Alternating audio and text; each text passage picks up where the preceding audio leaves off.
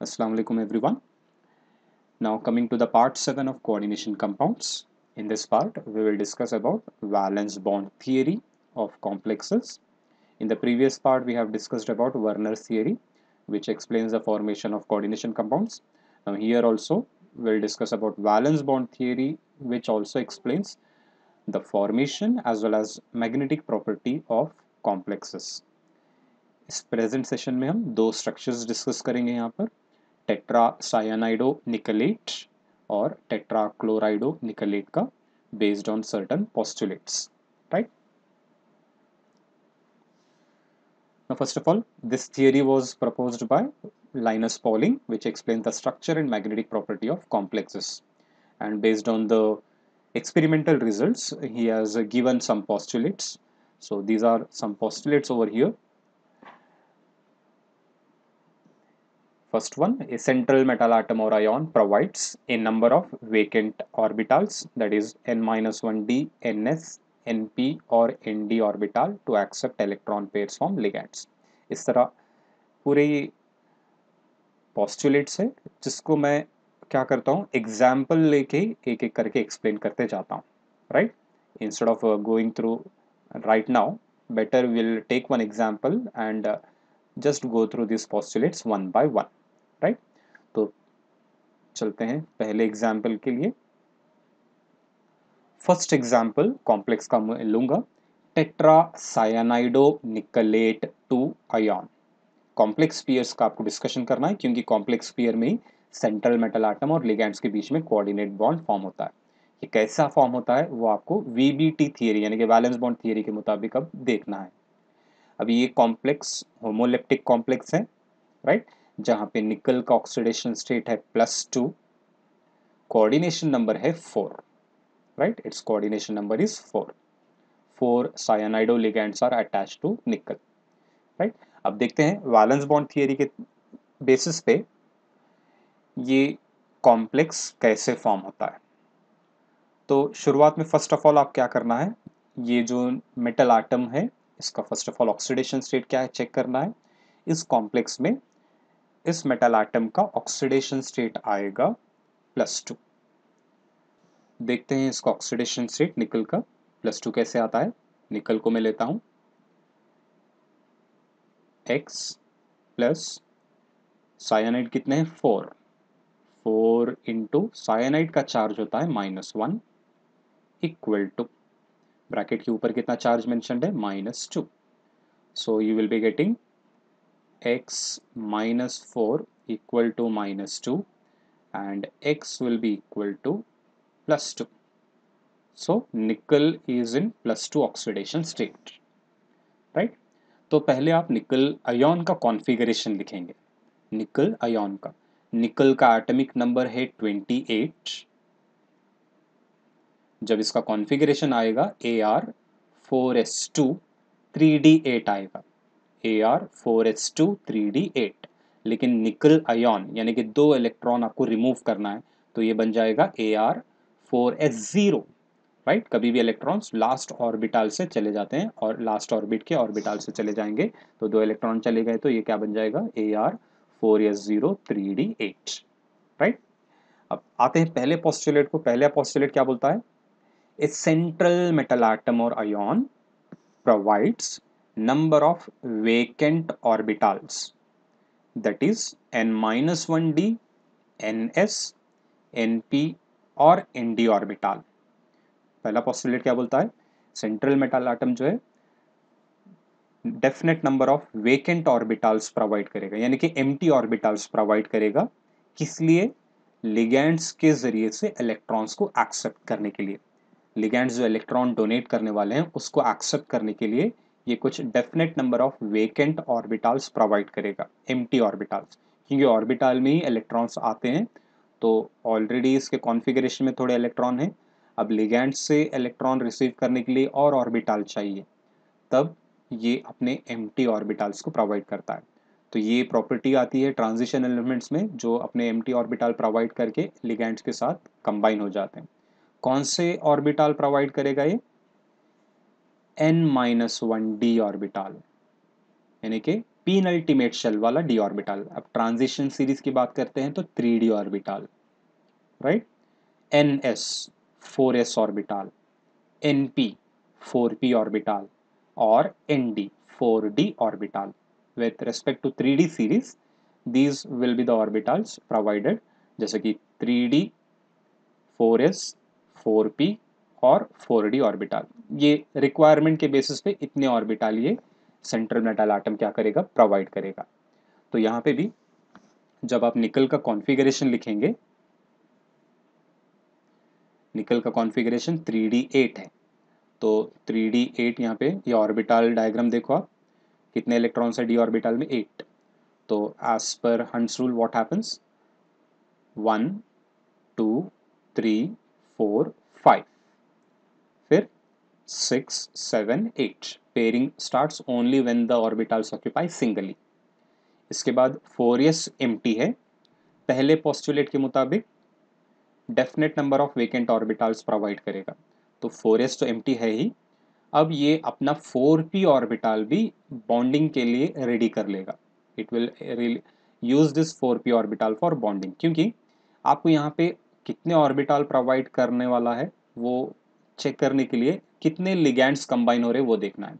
निकल के साथ कितने लिगैंड्स कंबाइन होने वाले हैं, 4। तो आपके पास कैसा भी करके 4 एम्प्टी ऑर्बिटल्स रहना ज़रूरी है, क्योंकि एक ऑर्बिटल में 2 इलेक्ट्रॉन आते हैं।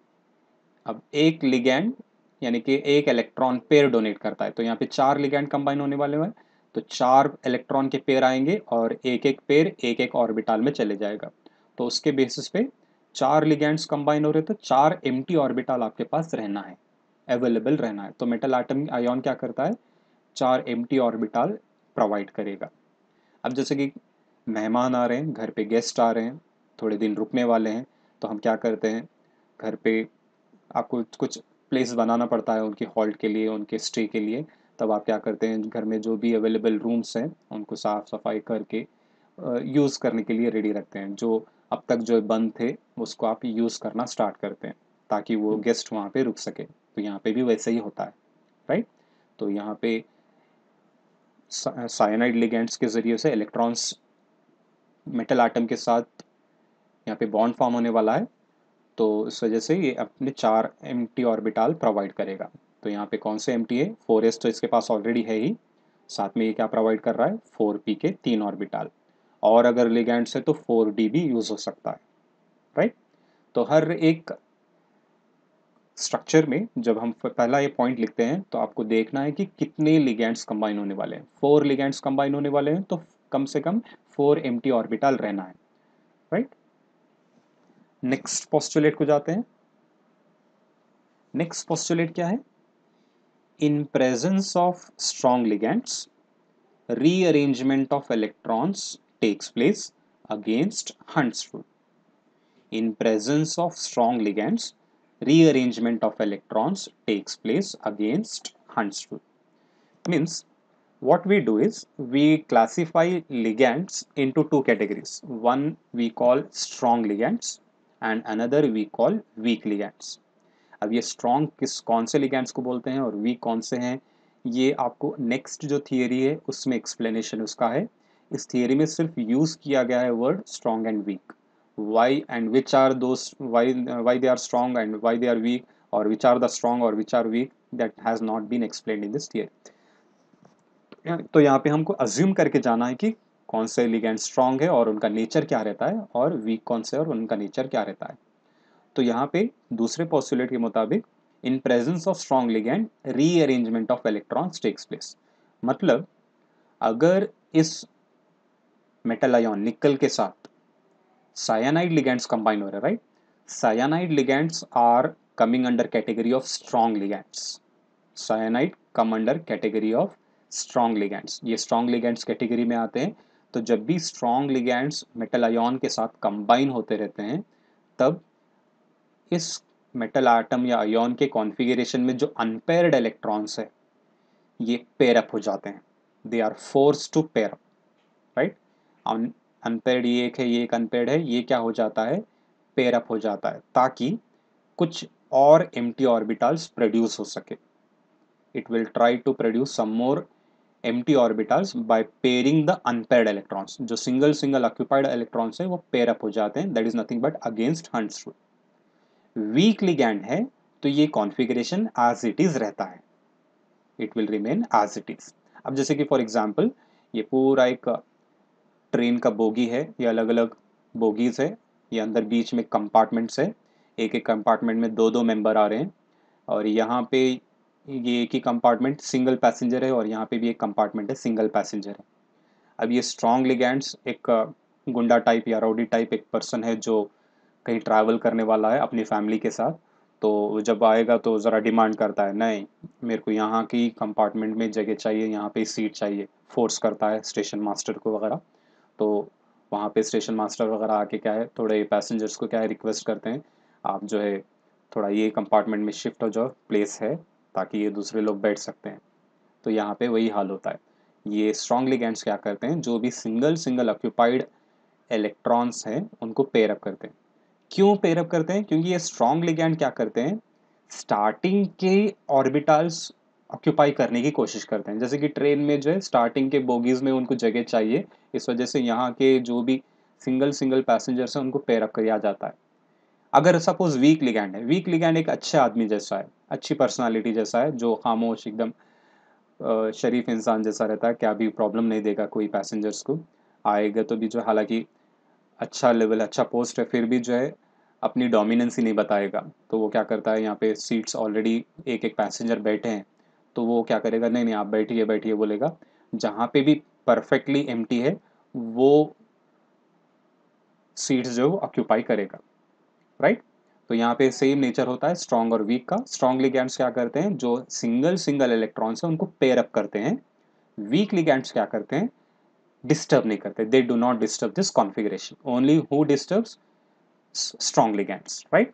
वो भी कंडीशनल, अगर यहाँ पे पेयरिंग होने के बाद कुछ एम्प्टी हो सकता है कंपार्टमेंट, तो तभी वो इलेक्ट्रॉन्स को फोर्स अप करेंगे पेयर होने के लिए, नहीं तो दूसरे एम्प्टी ऑर्बिटल को ऑक्यूपाई करेंगे।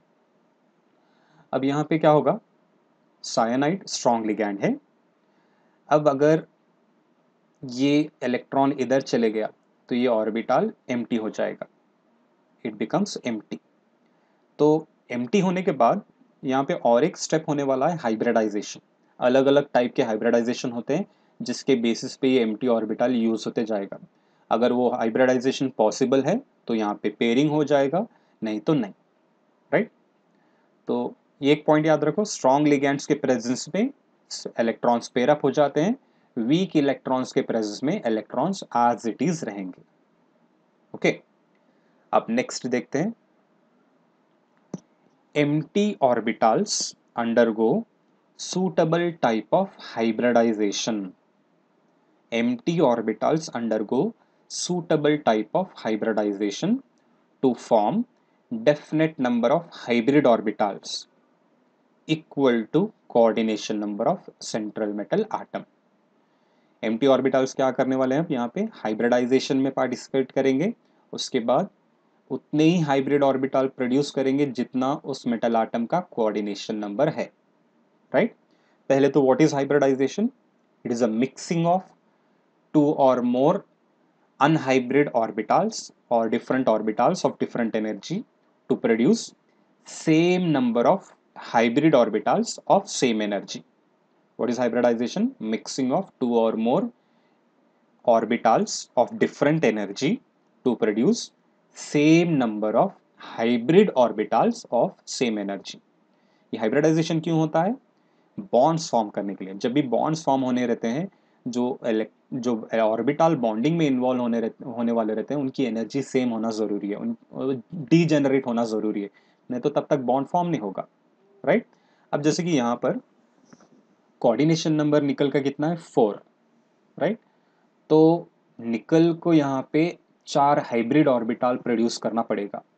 अब हाइब्रिडाइजेशन किस टाइप के हाइब्रिड और किस टाइप के ऑर्बिटल में हो सकता है, वो ऑर्बिटल एम्प्टी भी हो सकता है या पार्शियली फील्ड भी हो सकता है।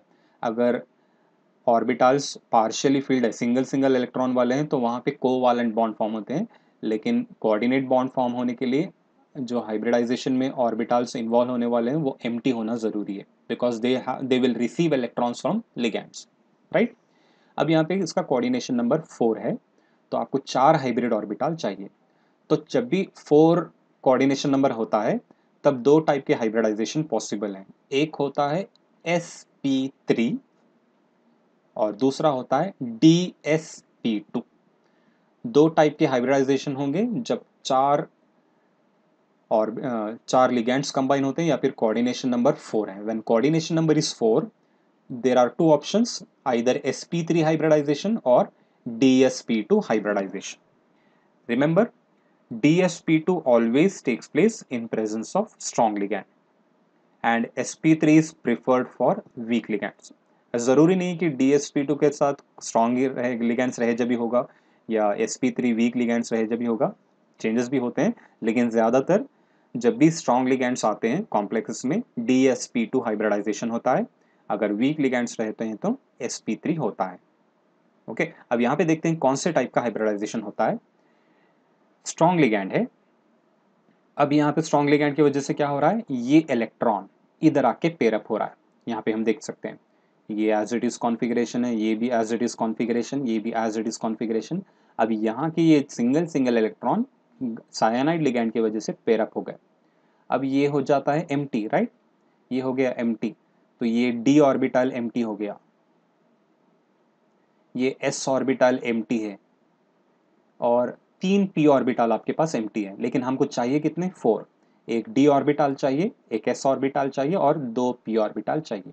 तो इस कॉम्प्लेक्स में ये निकल मेटल आयन के 4 ऑर्बिटल्स dsp2 हाइब्रिडाइज हो जाते हैं।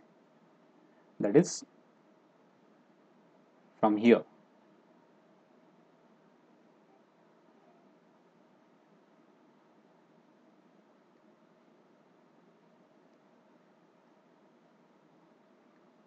These are the 4 orbitals which will undergo dsp2 hybridization.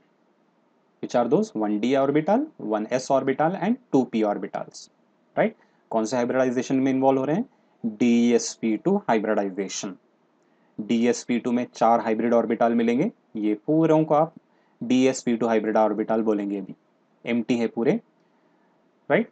तो अब यहाँ पे इनको एक को d, एक को s और दो को p बोलना नहीं है, सबको आप क्या बोलना है अभी, dsp2 हाइब्रिड ऑर्बिटल, क्योंकि सबकी एनर्जी सेम होती है।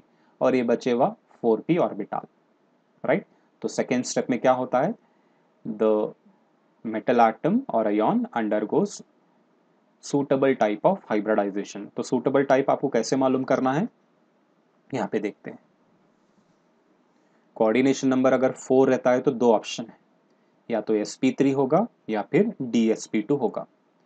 कोऑर्डिनेशन नंबर अगर 5 होता है तो sp3d होगा या फिर dsp3 होगा। sp3d और dsp3 हाइब्रिडाइजेशन। कोऑर्डिनेशन नंबर जब 6 होता है तो d2sp3 या फिर sp3d2, राइट। तो इस तरह ये हाइब्रिडाइजेशन कोऑर्डिनेशन नंबर के ऊपर डिपेंडेंट है और ज्योमेट्री भी हाइब्रिडाइजेशन के ऊपर डिपेंडेंट है। आगे हम ज्योमेट्री को आएंगे। अब नेक्स्ट पोस्टुलेट को जाता हूं मैं।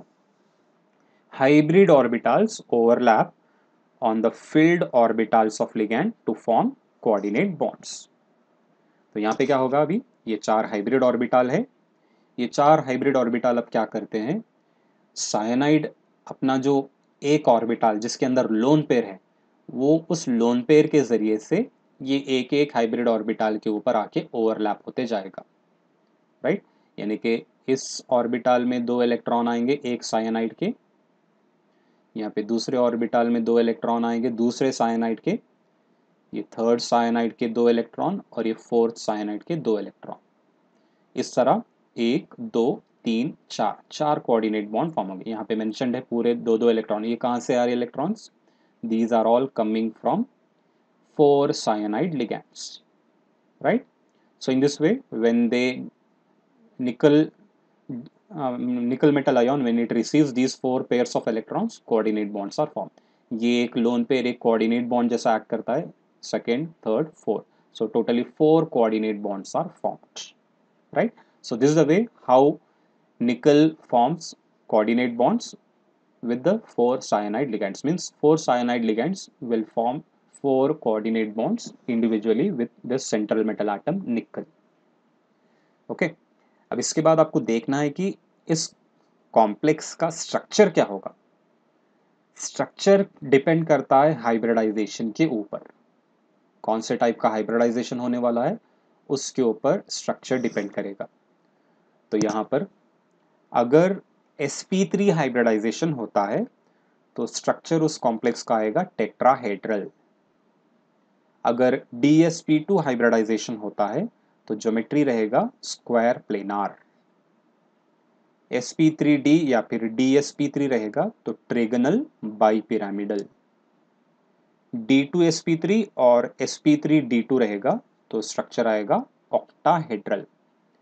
अभी हमने देखा है dsp2 हाइब्रिडाइजेशन हुआ है तो उसका ज्योमेट्री क्या होना चाहिए, स्क्वायर प्लेनार. तो इस कॉम्प्लेक्स का स्ट्रक्चर रहेगा square planar, right. So geometry square planar due to dsp2 hybridization. Square planar पता है हमको कैसे रहता है, यहाँ पे स्ट्रक्चर रिक्वायर्ड नहीं है. आपको थियरी में अगर क्वेश्चन, ये कंपलसरी 4 कंपाउंड्स हैं, आपको परफेक्ट होना है. चारों में से एक गारंटीड क्वेश्चन है. इस गारंटीड क्वेश्चन में आपको ये ऑर्बिटल डायग्राम ड्रॉ करके हाइब्रिडाइजेशन बताना है और बाद में ज्योमेट्री क्या है और मैग्नेटिक प्रॉपर्टी क्या है मेंशन करना है. 3 points are required. Geometry mention करना है, हाइब्रिडाइजेशन और मैग्नेटिक प्रॉपर्टी मेंशन करेंगे तो आपको 3 मार्क्स मिल जाएंगे. खैर, स्ट्रक्चर का रिक्वायरमेंट नहीं है, यहाँ पे स्ट्रक्चर भी ड्रॉ करके देखते हैं कैसे आता है. स्क्वायर प्लेनार मतलब निकल रहेगा सेंटर में और ये 4 cyanide ligands 4 corners of square planar रहेंगे.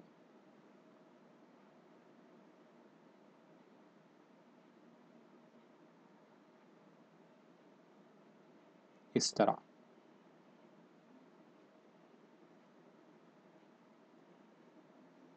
तो ये हो गया square planar geometry.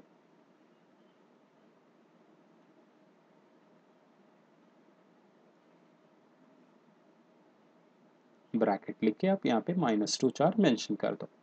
So this is the square planar geometry, right. So got this point. First of all, you have to start with the electronic configuration. You will write the orbital configuration of nickel.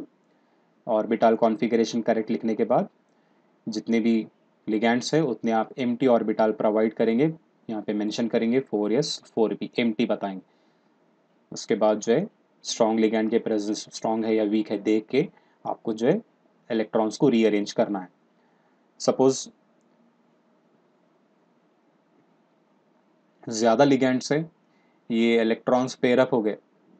6 ligands है suppose, तो 6 ligands रहे जब ये electron pair up होने के बाद एक ही D orbital बनेगा. 6 लिगैंड्स रहे जब हाइब्रिडाइजेशन कोसा होता है D2sp3 होता है लेकिन एक ही डी ऑर्बिटल मिल रहा है तो ये लिगैंड्स जो है पेयर अप नहीं होंगे, ये एज इट इज रहेंगे क्योंकि एक एम्प्टी होने के बाद भी वो काम का नहीं रहेगा. तो एम्प्टी होने के बाद हाइब्रिडाइजेशन में वो काम आए जैसा रहना है orbital, otherwise it's of no use, right.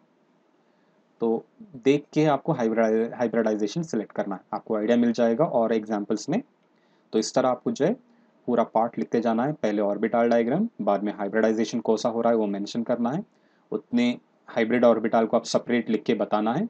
बाद में इलेक्ट्रॉन्स रिसीव करने के बाद उनका स्ट्रक्चर इस तरह बताना है. लास्ट में ये पॉइंट लिखना है, ज्योमेट्री कौन सा है, हाइब्रिडाइजेशन कौन सा है और मैग्नेटिक प्रॉपर्टी क्या है. अब यहाँ पे मैग्नेटिक प्रॉपर्टी क्या आएगी, आपको देखना है कि फाइनल स्ट्रक्चर में कोई अनपेयर्ड इलेक्ट्रॉन है या नहीं. अनपेयर्ड इलेक्ट्रॉन रहता है तो पैरामैग्नेटिक. रिमेंबर, अनपेयर्ड इलेक्ट्रॉन रहेगा तो पैरामैग्नेटिक बोलेंगे, अगर नहीं है तो diamagnetic. Is there any unpaired electron here, no, so it is diamagnetic. It is diamagnetic due to paired electrons, right. So geometry of the complex depends on type of hybridization हो गया. Magnetic property depends on presence of unpaired electrons, right. If unpaired electrons are there, it is paramagnetic. If electrons are paired, the complex is diamagnetic. अब complexes को हम क्या दो category में फिर divide करते हैं. अगर हाइब्रिडाइजेशन में n-1 d ऑर्बिटल इन्वॉल्व हो रहा है, पार्टिसिपेट कर रहा है. n-1 d ऑर्बिटल मतलब पीनल्टीमेट शेल का d ऑर्बिटल अगर हाइब्रिडाइजेशन में इन्वॉल्व है तो वैसे कॉम्प्लेक्सेस को हम बोलते हैं inner orbital complexes or low spin complexes or spin paired complexes. What are inner orbital or low spin or spin paired complexes? Those complexes where n minus 1 d orbital is participating or involved in hybridization, right? If nd orbital यानी कि outermost shell का d orbital, if nd orbital is involved in hybridization, the complex is called outer orbital or high spin or spin free complex. तो होता क्या है, strong ligands के presence में inner orbital hybridisation में कॉमनली पार्टिसिपेट करता है, तब वो बनते हैं लो स्पिन. वीक लिगैंड्स के प्रेजेंस में अंदर का कॉन्फ़िगरेशन वो कुछ भी डिस्टर्ब नहीं होता है, बाहर के ही ऑर्बिटल हाइब्रिडाइजेशन में इन्वॉल्व रहेंगे, तब उनको हम बोलते हैं हाई स्पिन, राइट. अब यहाँ पे क्या हो गया, ये 3D ऑर्बिटल पिनअल्टीमेट शेल का है जो हाइब्रिडाइजेशन में पार्टिसिपेट कर रहा है, ये ऑर्बिटल, राइट. ये ऑर्बिटल क्या हो रहा है, हाइब्रिडाइजेशन में पार्टिसिपेट कर रहा है, इस वजह से हम क्या बोलते हैं, inner orbital complex, or we call it as low spin complex. It is called as low spin complex, right? चलते हैं दूसरे एग्जाम्पल को, आपको और आइडिया मिल जाएगा कि ये पूरे पोस्टुलेट्स हम कैसे अप्लाई कर रहे हैं. नेक्स्ट एग्जाम्पल है सेम निकल का ही, लेकिन वीक लिगैंड है इसमें.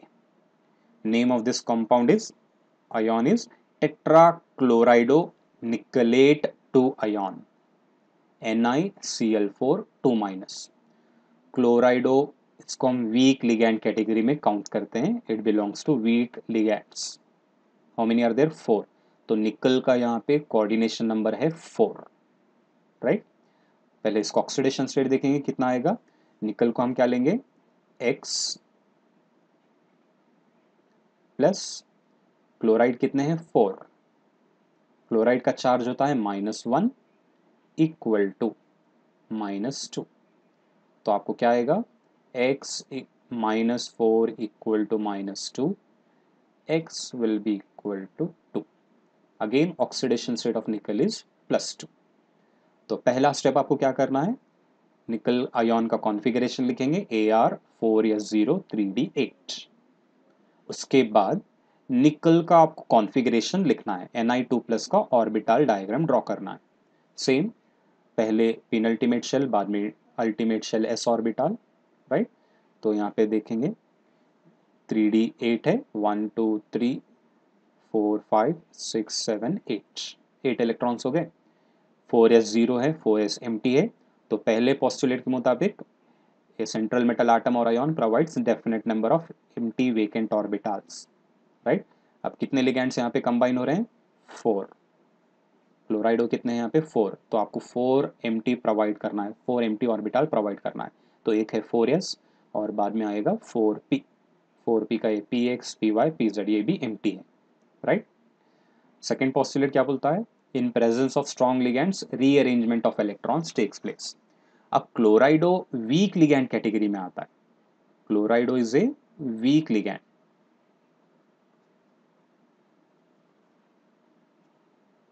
तो वीक लिगैंड के बारे में बोला हूं मैं, वीक लिगैंड के प्रेजेंस में क्या होता है, ये इलेक्ट्रॉन्स पेयर अप नहीं होंगे, ये एज इट इज रहेंगे. ये अच्छे इंसान जैसा है, ट्रेन में आके अगर बैठ रहा है तो ये पैसेंजर्स को डिस्टर्ब नहीं करने, नहीं आप आराम से बैठो, हम पीछे के बोगीज में जाके बैठेंगे बोल के बोलेगा, राइट. अब ये पीछे के बोगीज को ऑक्यूपाई करने की कोशिश करेगा, राइट. तो यहाँ पे वीक लिगैंड्स रहे जब, ये कॉन्फ़िगरेशन के ऊपर कुछ भी डिस्टर्बेंस नहीं होगा. कब डिस्टर्बेंस होता है, कब चेंज हो जाता है, ये सिर्फ स्ट्रॉन्ग लिगैंड्स के प्रेजेंस में. लेकिन एक चीज और क्या होती है, थोड़ा इसका एक रिक्वेस्ट रहेगा. स्ट्रॉन्ग लिगैंड भी रिक्वेस्ट ये करता है, डिमांड करता है, लेकिन ये वीक लिगैंड रिक्वेस्ट कर रहा है.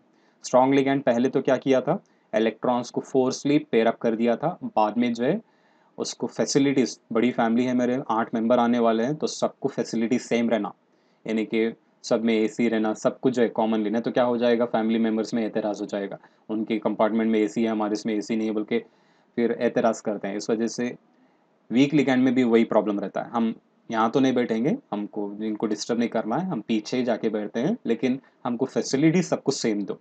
यानी कि हाइब्रिडाइजेशन की बात कर रहा हूँ मैं. हाइब्रिडाइजेशन में क्या होता है, अलग अलग ऑर्बिटल जिसकी एनर्जी अलग अलग है, ये क्या हो जाती है, सेम हो जाती है. तो स्ट्रॉन्ग लिगैंड के प्रेजेंस में भी हाइब्रिडाइजेशन होता है, वीक लिगैंड के प्रेजेंस में भी हाइब्रिडाइजेशन होता है। अब यहाँ पे कौन सा हाइब्रिडाइजेशन एक्सपेक्ट कर सकते हैं हम? जब यहाँ पे कुछ भी डिस्टर्बेंस नहीं हो रहा है तो आपके पास 4 एम्प्टी ऑर्बिटल्स अवेलेबल है। एक है s ऑर्बिटल और 3 p ऑर्बिटल अवेलेबल है। तो 4 एम्प्टी ऑर्बिटल है और 4 लिगैंड कंबाइन होने वाले हैं। तो ये चारों मिलके कौन से हाइब्रिडाइजेशन में पार्टिसिपेट करेंगे अभी? sp3 hybridization. Remember I have told you, जब कोऑर्डिनेशन नंबर 4 रहेगा, दो टाइप के हाइब्रिडाइजेशन पॉसिबल है, एक होता है dsp2 और दूसरा होता है sp3। तो यहाँ पे कौन सा होगा अभी? sp3, क्योंकि एक s ऑर्बिटल खाली है और 3 p ऑर्बिटल एम्प्टी है। 3 p orbitals are empty, right? So all these 4 will undergo which type of hybridization? sp3 hybridization. They are undergoing sp3 hybridization. Okay, sp3 hybridization means one s orbital and 3 p orbitals will mix up to produce 4 hybrid orbital. जितने mix होते हैं उतने hybrid orbital आपको मिलेंगे। अब इनको आप क्या बोलेंगे? सबको sp3 हाइब्रिड ऑर्बिटल्स बोलेंगे। ये भी sp3 है, ये भी sp3, ये भी sp3 और ये भी sp3। अब सबकी एनर्जी सेम है। अब लिगैंड के पास इलेक्ट्रॉन्स एक्सेप्ट करने की एबिलिटी आ गई। It can easily accept, the metal atom will easily accept electrons from the ligands. Okay, अब ये जो लिगैंड्स, क्लोराइडो लिगैंड्स आ रहे थे, अच्छे इंसान थे, पीछे जाके बैठ रहे हैं, लेकिन एक स्टेशन मास्टर को रिक्वेस्ट क्या करे, हमको ये अलग अलग कंपार्टमेंट के बजाय सबको एक मिला के कर दो, ताकि फैमिली मेम्बर्स पूरे एक साथ बैठेंगे, सबको फैसिलिटी सेम मिल जाएगी, नहीं तो एतराज़ हो जाएगा। तो इस वजह से स्टेशन मास्टर बहुत खुश होकर जो है पूरे बोगीज को, पूरे कंपार्टमेंट्स को एक करके फैसिलिटी बना के देता है, राइट? तो यहाँ पे सभी ऑर्बिटल्स sp3 हाइब्रिड ऑर्बिटल्स है। अब पूरे फैमिली मेम्बर्स आराम से कहाँ होना है वहाँ पे बैठ जाएंगे, क्योंकि सब जगह फैसिलिटी वही रहेगी, राइट? तो यहाँ पे क्या होता है, एक एक क्लोराइड अपना अपना एक एक लोन पेयर डोनेट करते जाएगा। यहाँ पे एक क्लोराइड का एक लोन पेयर, दूसरे क्लोराइड का, third chloride, fourth chloride. In this way 4 coordinate bonds will be form like this. ये इलेक्ट्रॉन्स आ गए, ये इलेक्ट्रॉन्स कहाँ से आ रहे हैं? 4 pairs of electrons from 4 chloride ligands, right? तो इस तरह 4 कोऑर्डिनेट बॉन्ड यहाँ पे भी फॉर्म हो गए निकल और क्लोराइडो के बीच में। अब नेक्स्ट अराइज होता है क्वेश्चन, ज्योमेट्री क्या रहेगा? dsp2 प्रीवियस केस में था, स्क्वायर प्लेनर हो गया था। अब यहाँ पे sp3 हाइब्रिडाइजेशन है, तो ज्योमेट्री होगा tetrahedral. Geometry will be tetrahedral, निकल सेंटर में और क्लोराइडो टेट्राहेड्रल मैनर में निकल के सराउंडिंग में रहेंगे।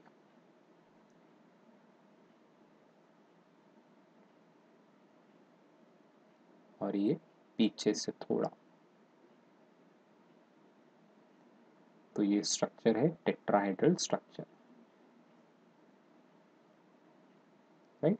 Why it is tetrahedral? Because it is undergoing sp3 hybridization. What about magnetic property now? It is paramagnetic. Why it is paramagnetic? Because here we can find 2 unpaired electrons. एक भी unpaired electron आ गया तो paramagnetic, यहाँ पे 2 unpaired electron बच रहे हैं, सो it is paramagnetic, right? अब यहाँ पे इनर डी ऑर्बिटल हाइब्रिडाइजेशन में इन्वॉल्व नहीं है। इनर ऑर्बिटल हाइब्रिडाइजेशन में इन्वॉल्व होता है तो लो स्पिन कॉम्प्लेक्स बोलते हैं, यहाँ पे इन्वॉल्व नहीं हो रहा है वो, तो इसको हम बोलेंगे high spin complex, right? If inner orbital d orbital is not involved, that time we call it as high spin complex. Okay, so in this way we can apply valence bond theory to explain the structure of different complexes, where we can tell about the hybridization, where we can tell the geometry as well as its magnetic property. Okay, next session में और examples देखेंगे इसी तरह same postulates apply करके। आपको ये पूरे postulates पहले थरो रहो, यानी कि हर एक स्टेप के बाद कौन सा स्टेप होने वाला है, क्या होने वाला है, पहले कॉन्फ़िगरेशन लिखना है, बाद में कौन सा हाइब्रिडाइजेशन पॉसिबल है वो देखना है, और बाद में जो है ज्योमेट्री क्या आएगा और मैग्नेटिक प्रॉपर्टी क्या रहेगा।